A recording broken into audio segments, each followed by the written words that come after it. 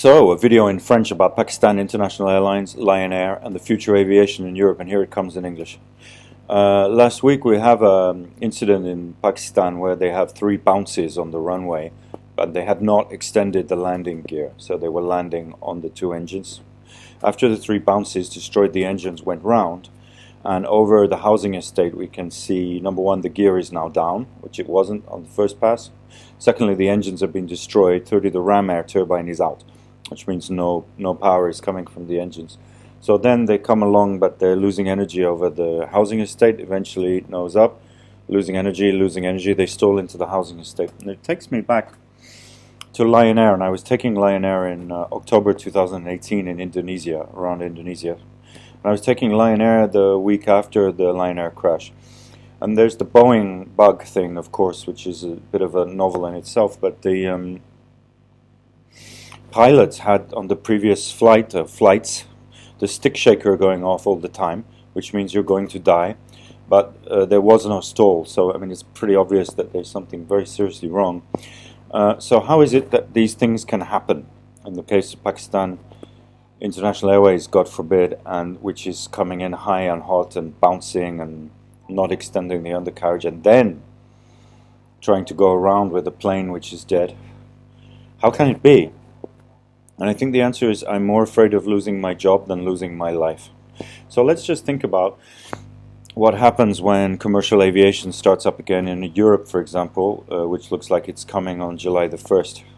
So we've got all these procedures. Pilots should wear masks, like surgical masks.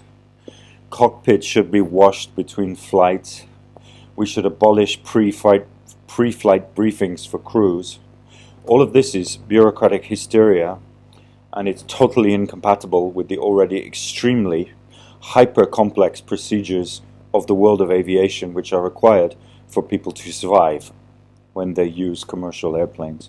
So there is that to think about. And also think about the pilots who haven't worked for maybe 6 months. That stress. Think about their financial situation. Pilots haven't been paid. Maybe they've also got big loans running into the hundreds of thousands of euros per pilot to work in independent airlines. And then let's remember the media situation when the low-cost airlines became big in Europe. When Ryanair, for example, became big in Europe 15 or 20 years ago, how if anyone sneezed in a plane somewhere near Ryanair, national media in UK and France slaughtered Ryanair, and they always tried to big up Air France and British Airways and make Ryanair look very dangerous every day, which it wasn't, because it has an impeccable safety record, being the biggest airline in Europe also, I believe. So look what's going to happen when we have the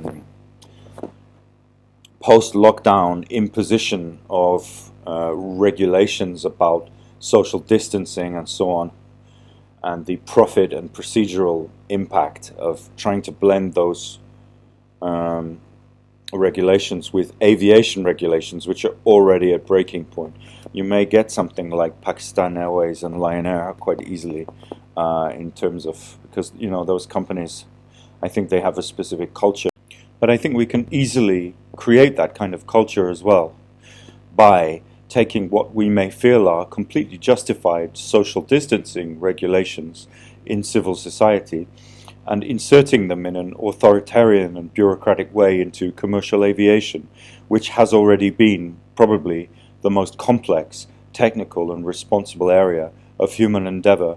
And then of course in media, blurring those 2 different types of regulations from the civil world and from the aviation world in media in order to produce an incredible amount of confusion and fear. And God knows it's the case already, even when an aviation incident didn't really happen or something else happened rather than what was reported, so that we can get to an environment of extreme complexity and confusion, which is something that can be used to influence public opinion very strongly and policy making. Thank you very much.